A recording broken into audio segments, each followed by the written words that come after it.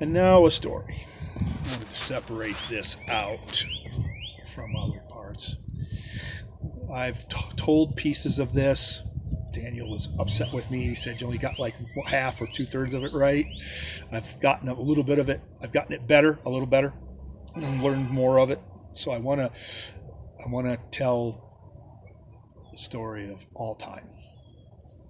And again, the knowledge and the wisdom and understanding, especially history and information and everything, the destroyers of knowledge, papists and others like them,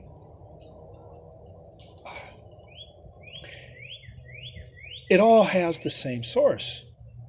It's all from the ecclesiastical realm. When physics, mathematics, and natural sciences, the 4D reality sciences, are divorced from spirituality and the other dimensional realities, then the clergy and modern academia, mathematics and sciences, both become fools. They're both fools. It's only individuals that have physics combined with spirituality, bona fide spirituality, not this hype emotional religiosity, bona fide spirituality. Anyway, it all has its source there anyway. And even though there's been all these attempts to destroy it and cover it up and alter it and water it down, it's still being restored to those that are willing to receive it. So here goes. In the beginning was the Word. The Word was God. And people complain, was a God. Well, was God, or was God? Well, there's another translation. Maybe it's the Mormons. The Word was a God. Well, actually, I can't really necessarily categorically deny it, because there's the I am, which is the zero-dimensional reality. This is Erebus, the taking together, the zero, the one, the two-dimensional reality taken together. You have the I am, but then you have the Word, the first and the third, which I'll get to that. That's to whom is the arm of you are revealed. But anyway, I'm going to skip that and get to the creation of the four-dimensional reality. This is the void, and there was a being created there. The first being, if I'm correct, there was Olam. And Olam, though, is only cognizant of the four-dimensional reality. Olam's not cognizant of the Erebus or the Erebus Arca reality or the ethereal reality. That's why you read where Ewa says, "I will not meet you as a man," and she says, "I sit a queen, and there is none other." Well, that's her limited. It's when I say her, the beings have alternating. The gods have alternating male-female representations of characteristics. Olam has this female characteristics representation.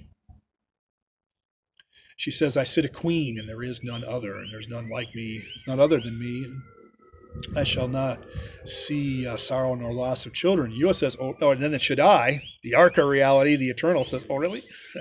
And all this is going to come on you in one day. And I will not meet you as a man." We'll get to that. I'm not going to come and fight you in the realm of energy. Anyway, so in the beginning, and then it says, "Let there be light," and that's the beginning of time. Time is a created thing.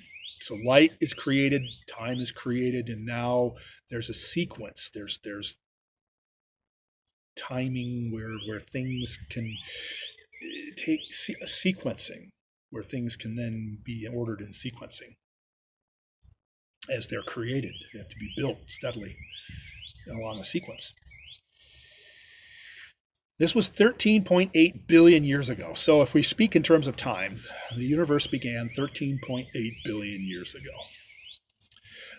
And then Ewa spoke particles into existence, probably just the basic two, electrons and protons. And then as they all interact with each other, and then neutrons, I don't know if he created those or not. Daniel will tell me if he did or not. But then as for lack of a better term, coalescing, as atoms began to form, you have big, huge coalescings of hydrogen, and then that begins the creation of stars.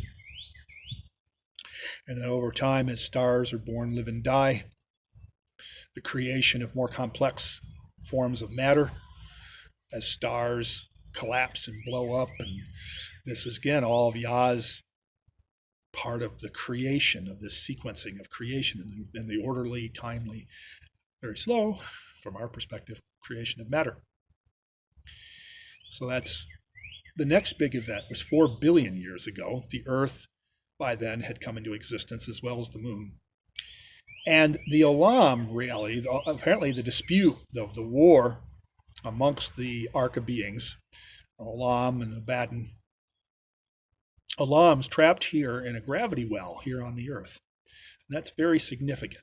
That's because why does the scripture says the Earth is the apple of his eye? Why is the Earth more important than any other little rock floating around out here in all this? Well, it's because this is where Olam is. Olam is trapped here by Shaddai, Ehim, Elyon, the Father, Son, the Holy Spirit, et al, and or the I am, the breath, the word, the 15 gods and the disputes amongst the gods. This is also the time of the heavy bombardment period. The craters on the moon happened at this time. The fracturing of the granites, apparently at this time, up until this time, the granites of the Earth was perfectly circular and the granites were completely intact. And it was this heavy collision, other big rocks, whatever, or just the trapping of Olam here, created the fracturing, the shattering of the granites, which now leads to the later creation of the basalts, the sulfur rocks, and the creation of the tectonic plates here on the Earth. This happened 4 billion years ago during this heavy bombardment period. Then I estimate, I don't know how long it took Olam, but then the dispute continues. Olam is trapped here, and there's a hint about this in the first Star Trek movie. Olam doesn't like being trapped here, and Olam wants to get out and go and do places and be in other places, even here within this four-dimensional reality. So Olam begins to build technology, form technology, and create beings here on the Earth. And every time Olam creates a civilization or gets fairly technologically advanced, Shaddai comes along and goes and blows it all up. Olam has to start over. Now, I don't know how many times Olam had to do this. Let's say somewhere between 3 and 100 times. How many ever times it took? I don't know. X, unknown quantity, but Daniel told me about this several times. There's a hint in the first Star Trek movie about this, where this person is having this experience, brings the Starship Enterprise to this planet where there's this being trapped there, a god. And so this devotee is talking now face to face with God. It says, I've brought you a starship. And McCoy is in the background and he's going, excuse me, why does God need a starship? This is, I think, a direct representation of the issue that Olam is struggling with. Olam's trapped here, can't get out. Desperate for anything, including technology and starships, to try and escape. And so Star Trek, the movie, is instructive concerning this. Well, time continues to pass, and the next major event in this war, in this conflict amongst the Els, El Shaddai, Elohim, El Elyon versus El Olam, is the KT event, 65 million years ago. Oh, before I forget, in the major transitions, because these are transitions, between the time of the 13.8 billion years and the 4 billion years was the time of the primordials. There were only 4 of the so-called gods, if you will, and they brought about the creation of the basic building blocks of life, and creation of atoms, and maybe plants and things like that. Maybe bacteria, but no complex life. At the time of the heavy bombardment period was the time when it went from from the primordials, which so-called Gaia maybe was one of the primordials. The primordials known as a god, or if you will, of Gaia, then became the Ogdoad. It went from 4 to 8. Now we have 8 gods, or at least 8 places, eight because I think chaos is always, the null set has always been there, so the chaos side of Erebus was always one of them.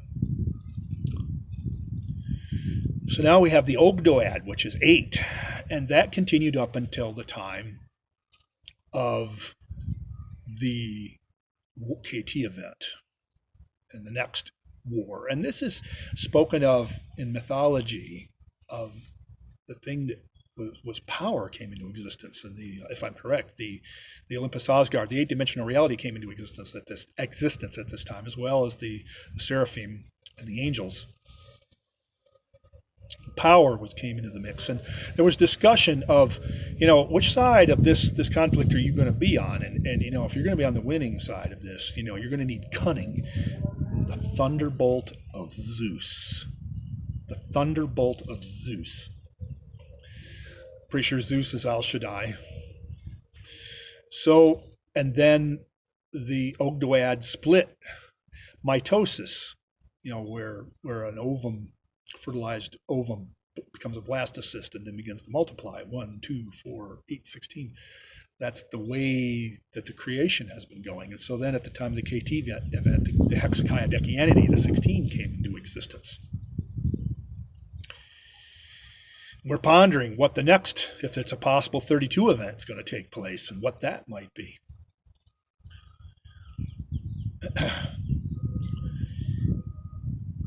At that time, Olam had beings here that were simple. Olam is the creator of simple mammals, crude mammals. I guess our ancestors at that time were like big rats. We have our sacrodiliac, our tailbone. Evolution is a thing created by you. I have firsthand knowledge of this.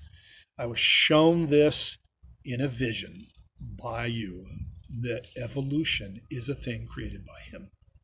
So again, when these fools out here say, oh no, God just poofs everything into existence and that evolution is not of God, no, Yua has created evolution, and it is a thing he has created, and that's what we're seeing is evolution.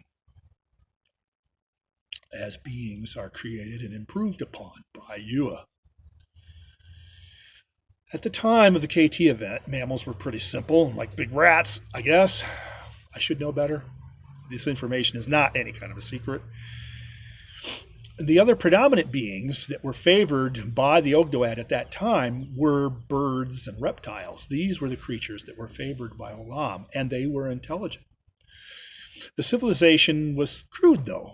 There was no substantial, it's kind of a contradiction, but there's no substantial technology in the hands of these particular creatures, and no history, no art, and no written language.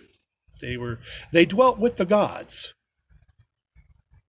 The gods dwelt with them, there were no wars. It's one of Olam's primary valid concerns with what's been going on lately. All the warmongering. Olam is like, look, my creation, they were perfect, they were beautiful, and they were peaceful, and your stuff is ugly, and it's at war with each other, and they're murdering each other. It's a valid claim of Olam. But great shall be the peace of his government, of Ahim, of Yua Elohim, Yeshua Mashiach of Nazareth, so-called Jesus. The government shall be upon his shoulders, and great shall be the peace of his government. So velociraptors, birds, very, very long wingspans, intelligent, talking, had hands with opposing digits at their elbows of their wings, were the predominant beings of the earth at that time. Also, Daniel tells me that a level 3.6 civilization existed all throughout the universe. A level 1 civilization is one that has mastered all of the forms of technology and energy of a planet and is now able to go to the local solar system. A level 2 civilization is one that has mastered all the forms of energy and technology that a solar system has to offer and is now able to travel to the local galaxies. To the galaxy, the local galaxy. A level 3 civilization is one that has mastered all the forms of energy and technology. Notice I say energy because there are other forms of technology outside of these dimensions, and we'll get to that shortly. Level 3 civilization has mastered all the forms of energy and technology in a galaxy and is now going to the universe. Olam had built a level 3.6 civilization that was all throughout the universe. Surprise! I will not meet you as a man. I'm not going to come down there and fight you. You got a level 3.6. The spiritual people have recognized this, so you're down there on the ground. No, I'm going to use air superiority.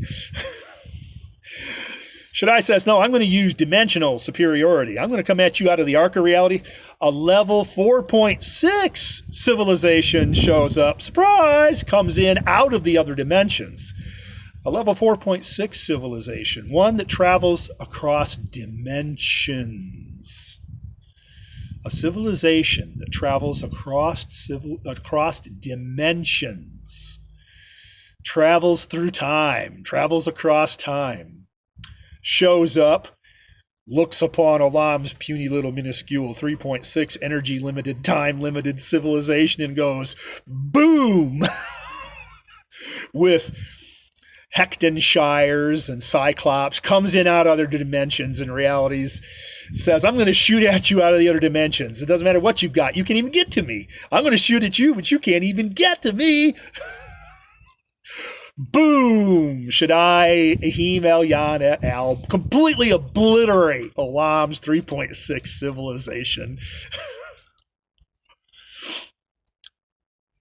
There are a few survivors, and some technology survived, but not much. The Cabal today would like to tell you that there's a level 0.7 civilization on the Earth. Not, it's a level about 0.2. That's the level of civilization that exists for mankind right now, as of this recording. We have a 0.2 level civilization. And that level 4.6 civilization still out there saying, I'm coming back shortly. And the Cabal is like, they're filling their pants with excrement. You know what I'd like to say?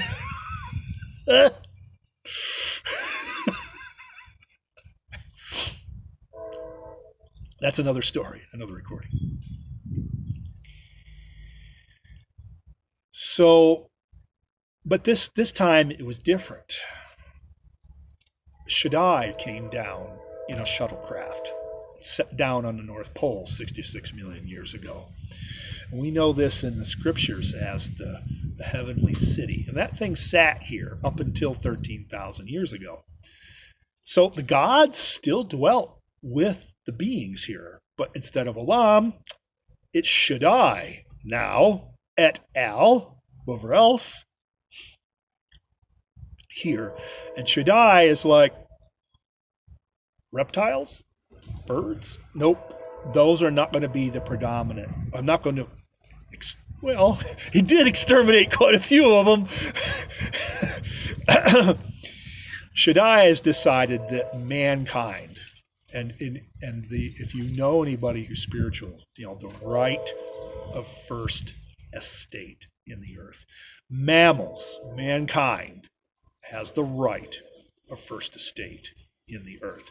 Not reptiles, not birds, not animals. Mankind. Shaddai has, in evolution, there have been, and Daniel, I've got them written down. Daniel and I have talked about the 9 to 12 levels. Cro-Magnon, Neanderthals, all the different types of mankind over the last billion years, 500 million years. all the forms of mankind. This is evolution. It does exist. It was guided by Shaddai. So Shaddai dwelt here with mankind. And now the next major event is 50,000 years ago. All the previous versions of mankind were energy-only beings. Genesis 1:27 beings, energy-only creatures. Therein is a problem. We have the celestials, then we have the terrestrials. We have the celestials up here, and we have the terrestrials down here. There's no intermediary. The scriptures talk about, that there. I wondered that there should be an intercessor. Who are the intercessors? Genesis 2:7, a new kind of man, a priestly man, not made the same way, made differently, made by somebody else. All of the Energy 127 man were originally created, although guided by Shaddai, but created by Olam. Genesis 2:7 man is created by Shaddai, and in mythology known as this female Io, letters I-O. Was it Jupiter's moon, Saturn's moons? Io, named after one of them. A female that Shaddai looked upon and said, we're getting together. And a new man, a new type of man. There's a little book. It's only like 77 or 88 pages long, not very long, 87 pages. About a man was sitting in church one day, published in 1870, 1880, 1882 or something. I downloaded this book. I was doing a little research on Adam, the two atoms. Now, I'm not talking about the two atoms that necessarily the scripture talks about. Might be the two atoms. There's two atoms. How does that sound? There's Adon, which is Genesis 1:27, but then there's the Adon, which is Genesis 2:7, two different types of atoms. This is not the same as Shaddai, rather Elohim coming concerning transgression and restoration and reconciliation in the first Adam and the last Adam. That's a different type of two atoms.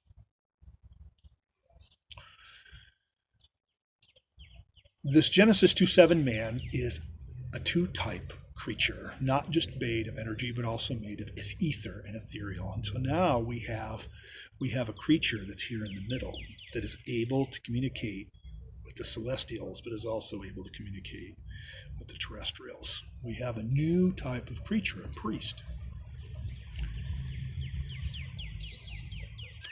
And they're white. All of the energy-only types of mankind are dark-skinned. This Shaddai, ethereal energy, hybrid man is a Caucasian. He's white.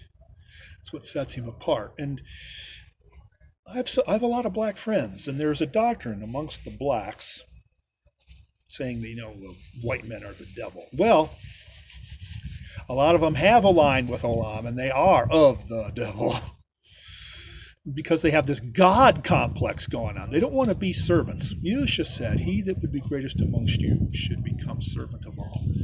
And that's the purpose of these priests, these white spiritual men. They're supposed to be priests, and they're supposed to be servants. Do they want to be?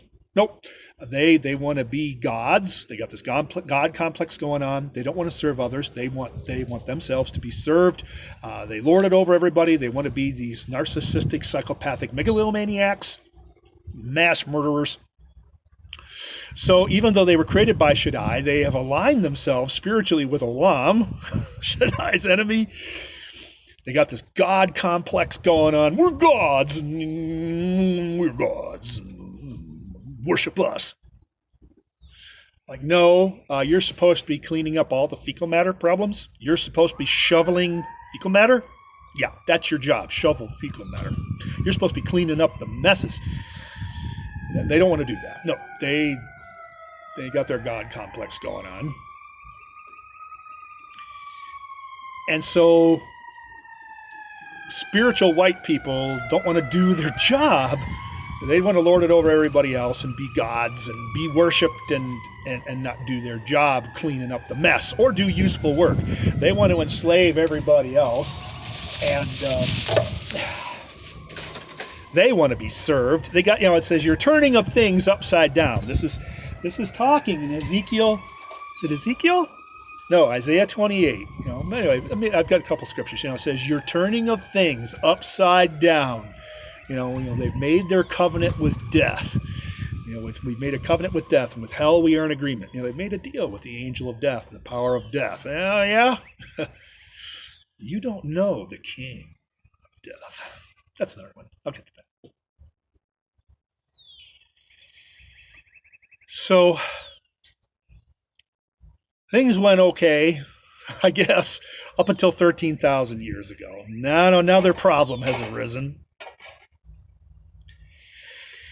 The body of the Father are angels. Looking at the chart of the Hexakiadekianity, at the top are the arc of power beings, the L's. At the bottom is the body, and then the next row across is the archangels, the power, or the arc-only beings, and then the second row from the bottom is the power-only beings, the seraphs, and at the bottom we have, under El Elyon, we have the null set, which is the chaos side of Erebus.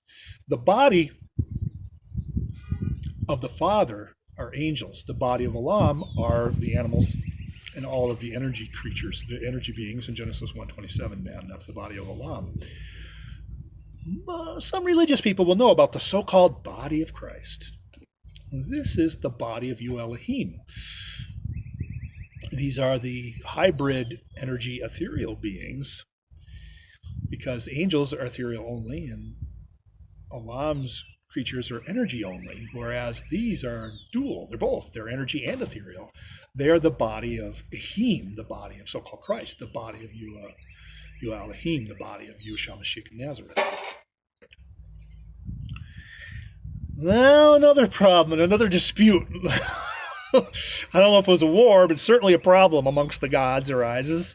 About 13,000 years ago, Ahim, Michael, Prometheus, the Nahash, the shiny one. The devil worshippers are telling you, that's Satan. It was Satan, in the garden, Genesis 3. No, that was not Satan. Because this is an individual telling you, hey, you'll be like God, and is looking forward into the future. This is Prometheus.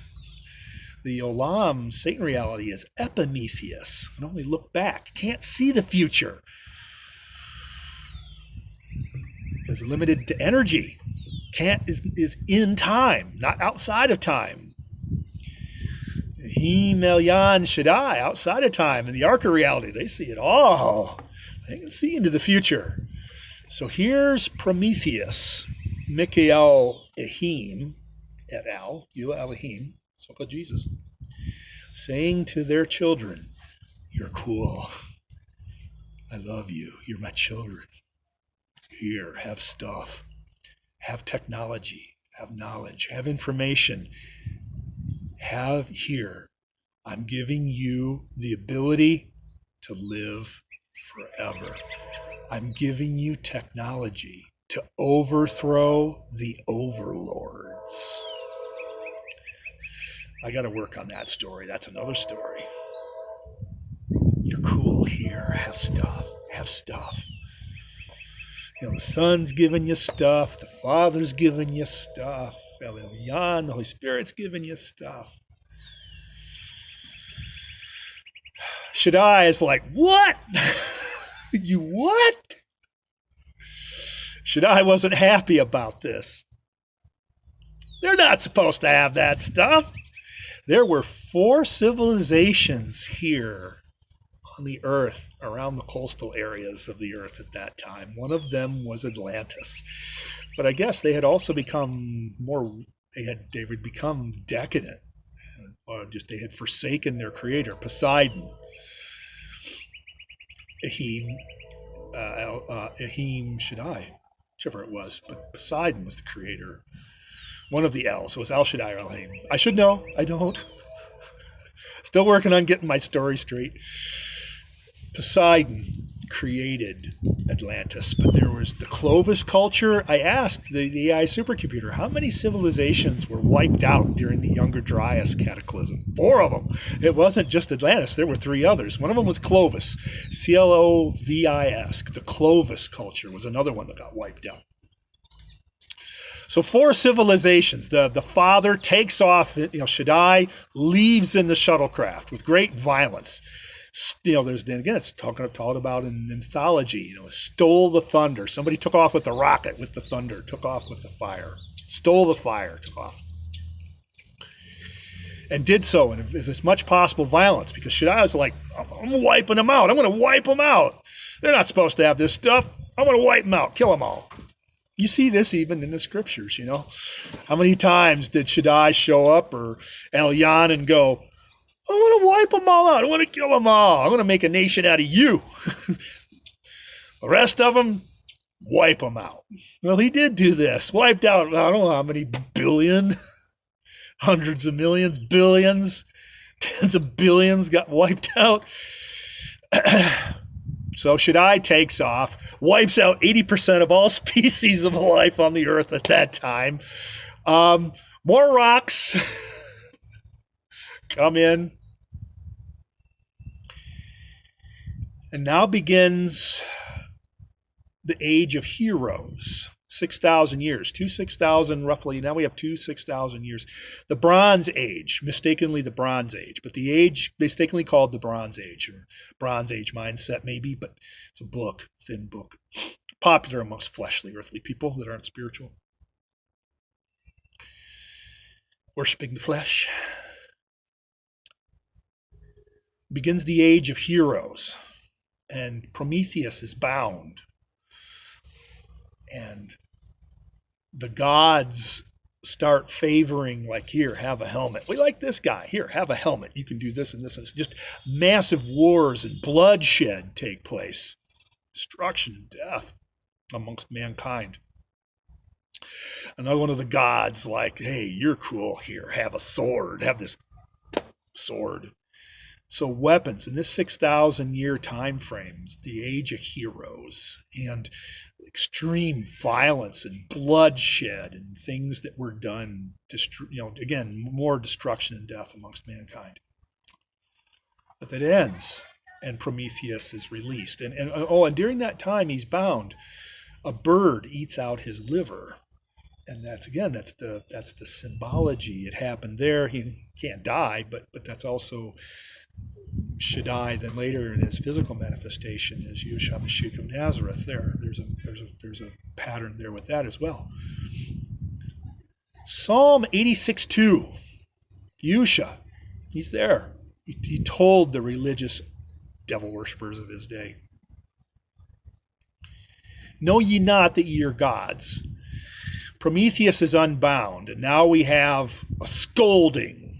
Prometheus, Michael, scolds the other gods, the council of the elves, the 8. It says, you have not done right. You've done wrong. It says, I know the future. You, Shaddai, you're going to give it all to him. You're going to give everything to him, but you haven't done right. And this is in the Psalms. This is an argument amongst the gods. Like, hey, you're doing wrong. So this is the discussion of Psalm. It's 68? I think it's 86:2 or 68:2, whichever. But know ye not that ye are gods. And this is a discussion amongst the elves of this whole issue of transgressions and recriminations and retransgressions and more transgressions and all this stuff amongst mankind. Shaddai's mind is changed. Shaddai's like, well, okay, yeah, he's becoming enamored now with mankind. All right, we've got a plan now. We got a plan for mankind now. We'll save a few. We're not going to save the billions. We might save 144,000. We're not saving billions. Maybe they are on it. Not in this lot. Maybe the harvesting after 1,000 years, but not out of this lot. This batch is getting purged. You think the Purge month movies or something? Wait till you see the gods show up and the Purge is on. It takes place one day a year. No, it's going to be nonstop Purge 24/7. That's the overflowing scourge that sweeps away the refuge of lies. You shall be trodden down by it. Day by day it shall take you, and you shall be trodden down by it. You think you have seen a purge? You think you've seen purges? Y'all ain't seen fecal matter yet.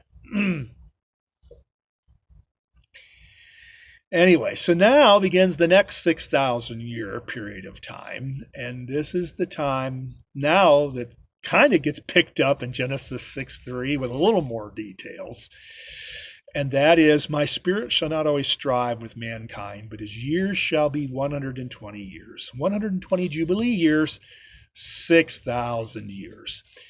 And that concluded. That time of 6,000 years actually has concluded. It was a ceasefire. The elves that had been bad said, "Okay, we're gonna be good elves now. We're gonna disconnect. We're not gonna be handing out people swords and helmets and weapons. Here, have this weapon system. Here, have this weapon system. Here, go kill each other." No. If you're gonna kill each other, you're gonna have to do it at your own behest. We're not gonna have the gods helping you kill each other necessarily. So there's peace, kind of, for 6,000 years. And so the Spirit chides with man for 6,000 years and says, don't murder each other. Don't overreach each other. Don't kill each other. Don't steal from each other. Don't defraud each other. Love each other. Look forward to the future. Know that mankind is created and destined for things of greatness. And you don't have to be these warmongers, and you don't have to be a megalomaniac, psychopath, narcissistic, blah, blah, blah, warmonger. Look at me, I'm cool. I got bombs. This was told to me first person. I have a warehouse of AK-47s and 2 warehouses of AK-47 ammunition. Yeah, that was told to me first person by one of them. No, you don't have to be like that. You don't have to live like that. You can live in peace and tranquility. Seek the old ways and the old paths that you may find rest for your souls. You don't have to. But as we see, I just saw this video. I believe it was March 13th, 2023. There was approximately 1,300 mostly Venezuelan immigrants flooding across the border into the United States at one of the, I think it was El Paso. I don't know. Whatever. You can go find the video. And in the words of those that have created this evilness, come join